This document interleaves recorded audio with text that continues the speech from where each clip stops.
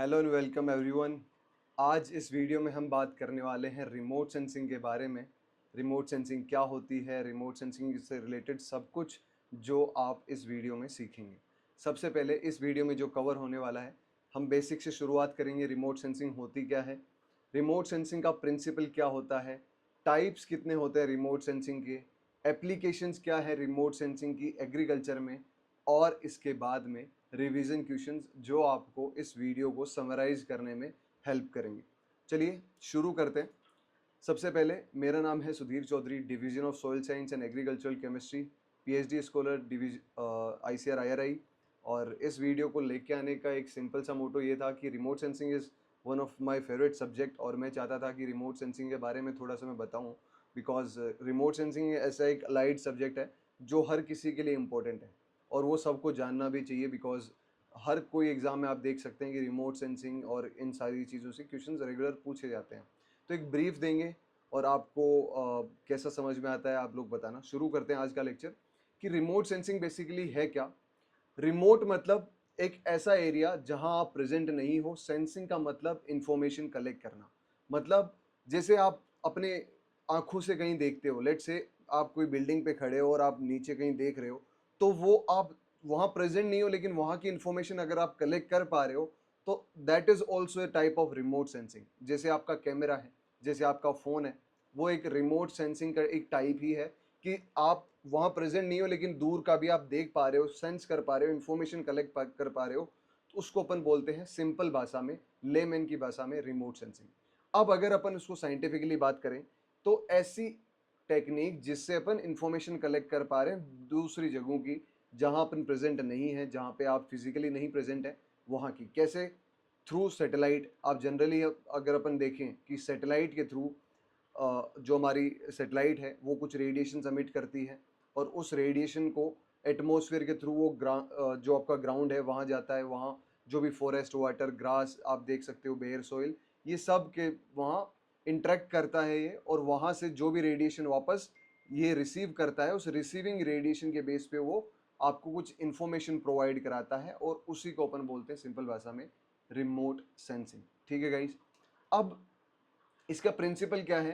Principal simple है कि सबसे पहले इलेक्ट्रोमैग्नेटिक रेडिएशन अमिट करेगा, और इलेक्ट्रोमैग्नेटिक रेडिएशन अमिट जो होगी उसके बेस पे सेकंड प्रोसेस क्या था अपना, कि जो इलेक्ट्रोमैग्नेटिक रेडिएशंस है, क्योंकि इलेक्ट्रोमैग्नेटिक रेडिएशंस है एक एनर्जी की फॉर्म, वो एनर्जी की फॉर्म इंटरेक्ट करेगी किससे?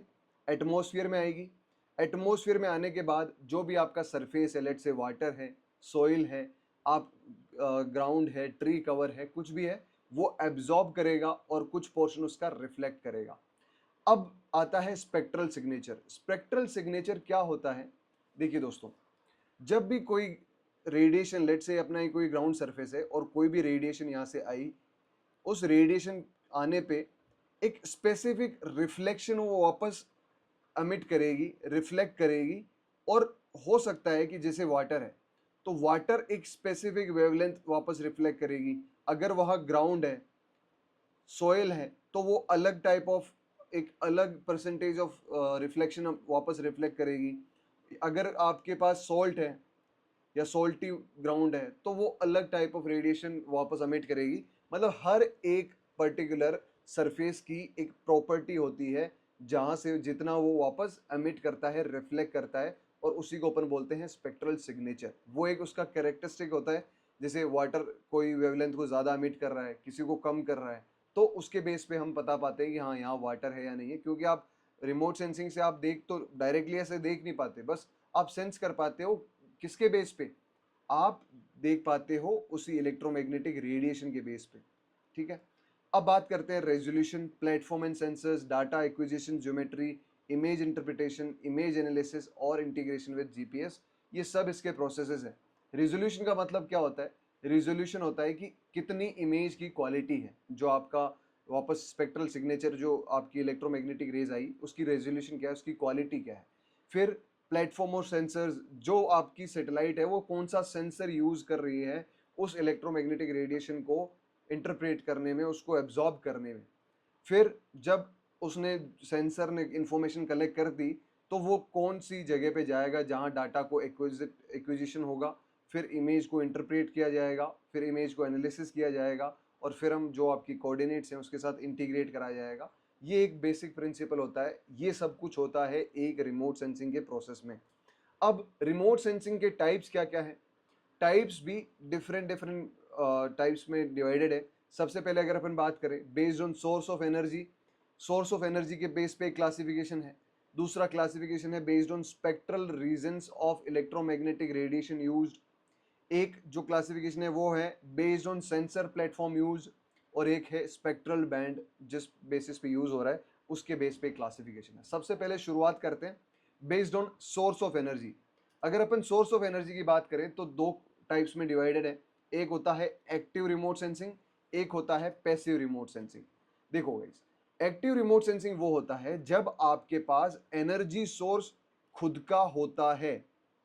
लेट से ये आपकी कोई अर्थ का सरफेस है और सरफेस से आपको कुछ इंफॉर्मेशन कलेक्ट करनी है, तो ये जो आपकी सैटेलाइट है यही रेडिएशन भेजेगी और यही रेडिएशन को वापस एब्जॉर्ब करेगी। मतलब जो एनर्जी का सोर्स है वो आपकी सैटेलाइट का है, और इसको अपन बोलते हैं एक्टिव रिमोट सेंसिंग। और एग्जाम में आपसे पूछे जाते हैं इनके एग्जांपल्स, जैसे लिडार, रेडार और सोनार। लिडार की फुल फॉर्म होती है light detection and ranging, radar की रेडियो डिटेक्शन एंड रेंजिंग, सोनार की साउंड नेविगेशन एंड रेंजिंग। ये होता है आपका active remote sensing. Sir passive remote sensing क्या होता है? जब आपके पास एनर्जी सोर्स खुद का नहीं होता है, मतलब जो आपका सन है वो आपका एनर्जी सोर्स है, उसकी जो रेडिएशंस है वो ग्राउंड पे स्ट्राइक करी और जो रिफ्लेक्शंस आए उसको सैटेलाइट ने क्या किया? सेंस किया, और उसके बेस पे अगर आप कोई सेंसिंग कर रहे हो तो that is known as passive remote sensing. जब एनर्जी सोर्स आपके पास प्रेजेंट नहीं होता या एनर्जी सोर्स होता है सन, तब अपन बोलते हैं passive remote sensing. I hope it is very clear. अब अपन बात करते हैं इसके एग्जाम्पल्स की। तो इसके एग्जाम्पल्स है Landsat, Indian remote sensing satellites और स्पॉट।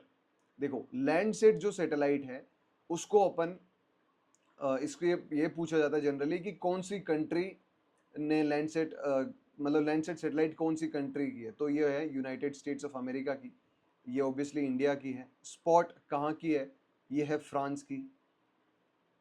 ठीक है, तो ये सैटेलाइट सिस्टम्स हैं और ये पैसिव रिमोट सेंसिंग के टाइप्स हैं। और लैंडसेट की सबसे खास बात ये है कि ये फ्री डाटा आपको दे देती है। आप जाओगे अगर यूएसडीए की वेबसाइट पे तो आप वहाँ से लैंडसेट के डाटा को डाउनलोड भी कर सकते हो और एक्सेस भी कर सकते हो और आपके यूज़ में भी ले सकते हो। जैसे कि आप अपने घर पे रह रहे हो तो आप अपने घर का जो सैटेलाइट व्यू है वो भी आप अभी लैंडसेट से डाउनलोड कर सकते हो। अब बात करते हैं सर दूसरा classification based on spectral regions of electromagnetic radiation used. देखो स्पेक्ट्रल रीजंस क्या है? जो आपकी कोई भी लाइट है वो अलग अलग वेवलेंथ में डिवाइडेड है, जैसे radio waves, microwaves, infrared waves, visible, ultraviolet, X ray और गामा रे। आप ये देख पाओगे जैसे जैसे गामा रे की तरफ बढ़ते हैं वैसे वैसे वेवलेंथ डिक्रीज हो रही है और फ्रीक्वेंसी इंक्रीज हो रही है। वेवलेंथ क्या है? एक आपका जो अपेक्स है और दूसरे अपेक्स से इसके बीच की जो लेंथ है उसको अपन बोलते हैं वेवलेंथ। और ये जो वेवलेंथ है ये डिक्रीज हो रही है विद, ये अभी जैसे अपन राइट की साइड में जा रहे हैं गामा रेज की तरफ, मतलब रेडियो वेव्स की वेवलेंथ सबसे ज़्यादा है और गामा रेज की वेवलेंथ सबसे कम है।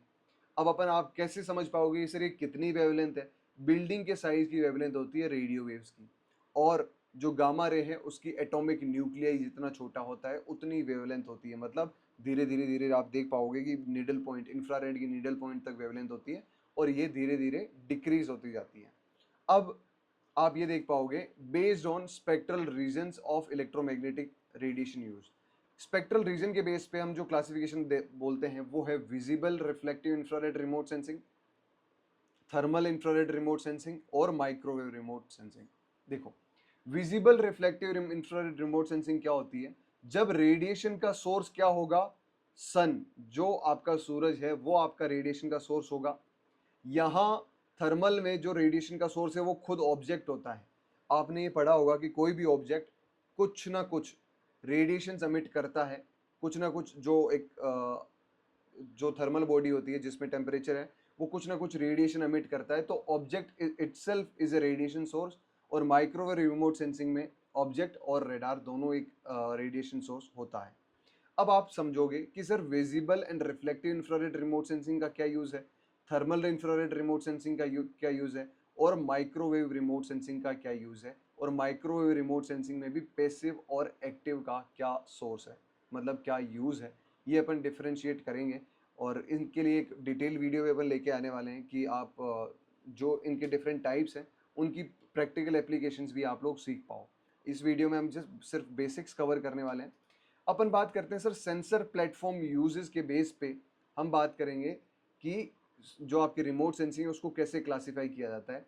सबसे पहले ग्राउंड बेस्ड प्लेटफॉर्म।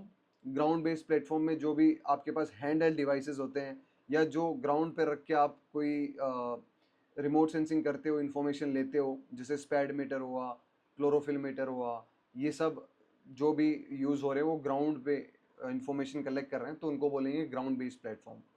फिर बात करते हैं UAV based platform, unnamed air vehicles, जैसे ड्रोन्स हुए जो आप रेगुलरली आजकल देख पा रहे हो, कुछ कैमरा है या कुछ छोटी हाइट पे कुछ ऑब्जेक्ट है, तो those are known as UAV based platform.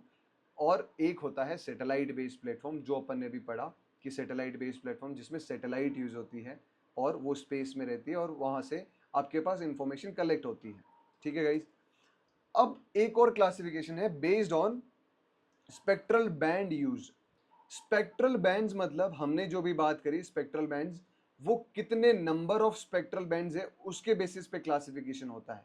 अगर नंबर ऑफ बैंड्स 3 से लेके 10 तक हैं, मतलब अभी जैसे अपन ने पढ़ा 1 2 3 4 5 6, अगर बैंड्स इतने से हैं तो उसको अपन बोलते हैं मल्टी स्पेक्ट्रल इमेजिंग सेंसर, या शॉर्ट फॉर्म में MSS, मल्टी स्पेक्ट्रल सेंसर। और ये इसके एग्जाम्पल्स हैं इंडियन रिमोट सेंसिंग के जो सैटेलाइट्स है, लैंडसेट, स्पॉट। और इसका यूज होता है क्रॉप्ड एरिया कितना है, फेलो एरिया कितना है, कितने एरियाज में क्रॉपिंग हुई या नहीं हुई, वो सब पता करना, और वो होता है MSS के अंडर में। अब हाइपर स्पेक्ट्रल रिमोट सेंसिंग वो होती है जब आपके पास नंबर ऑफ बैंड्स बहुत ज्यादा हैं, लाइक 200 बैंड्स हैं। अब एक चीज बताओ, अगर आपके पास कोई सरफेस है, उस सरफेस पे, या आप ऐसे ही समझो इसको, अगर आप पहली बार समझ रहे हो तो, कि अगर कोई काम है वो 10 आदमी कर रहे हैं और वही काम अगर 200 आदमी कर रहे हैं, तो ज्यादा डिटेलिंग से कौन कर पाएगा? ऑब्वियसली जिसकी पॉपुलेशन ज्यादा होगी, जिसका नंबर ज्यादा होगा, वही ज्यादा डिटेलिंग से कर पाएगा। और वही केस यहाँ है। मल्टी स्पेक्ट्रल इमेजिंग एक लेवल ऑफ इंफॉर्मेशन देता है, लेकिन हाइपर स्पेक्ट्रल इमेजिंग बहुत ज्यादा डिटेलिंग इंफॉर्मेशन देता है। और उसका आप बता सकते हो कि hyper remote sensing number of bands 200 के आसपास होता है। उसका एग्जांपल्स हाइपेरियन, EO1 और एवरेस्ट। और इसको यूज करते हैं अपन क्रॉप टाइप्स को आइडेंटिफाई करने के लिए, कि हमने जो क्रॉप लगाई वो तो पता चल गया कि मल्टी स्पेक्ट्रल इमेजिंग सेंसर से, लेकिन कौन से क्रॉप लगाई ये भी पता कर सकते हो आप हाइपर स्पेक्ट्रल इमेजिंग के थ्रू। और इसमें आप देख सकते हो जैसे नंबर ऑफ बैंड्स इतने से हैं, यहाँ नंबर ऑफ बैंड्स कितने हैं, बहुत सारे हैं। यहाँ सेपरेटेड बैंड्स होते हैं, जैसे आप देख सकते हो ये सेपरेटेड बैंड्स की आपने इमेज दी है, लेकिन यहाँ कंटिन्यूस स्पेक्ट्रम है, बिकॉज नंबर ऑफ बैंड ज्यादा है, डिटेलिंग ज्यादा होगी। Am I clear? अब सर रिमोट सेंसिंग का क्या एप्लीकेशन है एग्रीकल्चर में? सबसे पहले हम बता कर सकते हैं कि क्रॉप आइडेंटिफिकेशन, हम क्रॉप कवरेज का एस्टिमेट कर सकते हैं कि कितना एरिया कवरेज है क्रॉप से, कितना फेलो लैंड है, सर्वेज में काम आता है। आपको अगर पेस्ट और डिजीजेस का पता करना है, जैसे मैं जब काम कर रहा था अपने इंटर्नशिप में रिमोट सेंसिंग की, तो जो एक स्टार्टअप था जहाँ मैं काम कर रहा था, वो लोग पेस्ट और डिजीजेस, बिकॉज वो फार्मर बेस्ड स्टार्टअप था, तो वो रिमोट सेंसिंग का यूज करके डिजीज और पेस्ट, मतलब क्रॉप की हेल्थ को भी वो देख पा रहे थे रिमोट सेंसिंग के थ्रू। और वहाँ जो टीम थी वो IIT रिमोट सेंसिंग PhD इन रिमोट सेंसिंग वाले IIT के बंदे थे, और वो लोग इस काम कर रहे थे, और मैं उस टीम में था। तो मेरे को एक क्लियर इंसाइट मिला कि उसका कैसे काम होता है, डिटेक्शन पेस्ट और डिजीज का कैसे होता है। तो वो भी आप रिमोट सेंसिंग के थ्रू कर सकते हो। क्रॉप ईल्ड को भी फोरकास्ट कर सकते हो, यहाँ कितनी क्रॉप ईल्ड आने वाली है। असेसमेंट ऑफ क्रॉप डैमेज, कितनी क्रॉप डैमेज हुई है इसके बेसिस पे आप देख सकते हो। सॉइल मैपिंग, ये मेरा MSc का पूरा काम था, डिजिटल सॉइल मैपिंग में मेरा MSc की पूरी रिसर्च थी।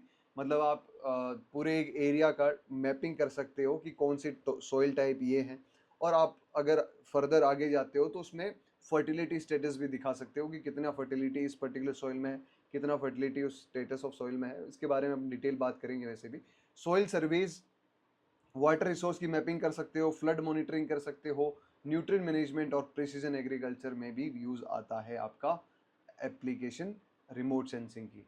अब कुछ क्वेश्चंस हो जाए, कुछ क्वेश्चंस में सबसे पहले क्वेश्चन जो भी आपके पास क्वेश्चंस आ रहे हैं उसके आंसर्स मैं नहीं दूंगा आपको, आपको कमेंट सेक्शन में लिखने हैं। अगर आपको नहीं आता है तो वो भी आप लिख सकते हो, अगर आपको आता है आप ट्राई करना चाहते हो तो भी आप लिख सकते हो, बट ईजी है।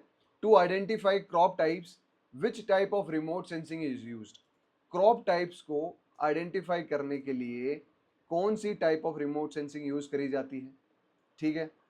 पहला क्वेश्चन आपने देख लिया होगा। आगे बढ़ते हैं। लैंडसेट जो सैटेलाइट है वो कौन से कंट्री की है, क्या वो रशिया की है, क्या वो फ्रांस की है, क्या वो यूएसए की है, या वो इंडिया की है। लास्ट क्वेश्चन, कौन सी कंट्री है जिसने सबसे पहले सैटेलाइट लॉन्च करी थी, which country launched first satellite.